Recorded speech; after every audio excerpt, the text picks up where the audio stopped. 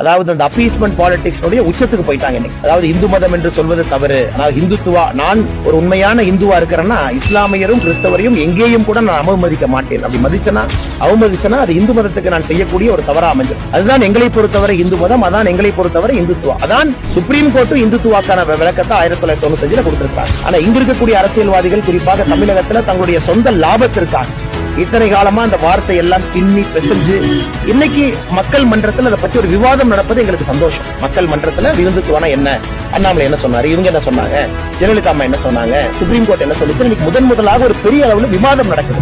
அது எங்களுக்கு சந்தோஷம். இதன் மூலமாக இந்துத்துவாவுடைய உண்மையான விளக்கம் வெளியே வரட்டும்.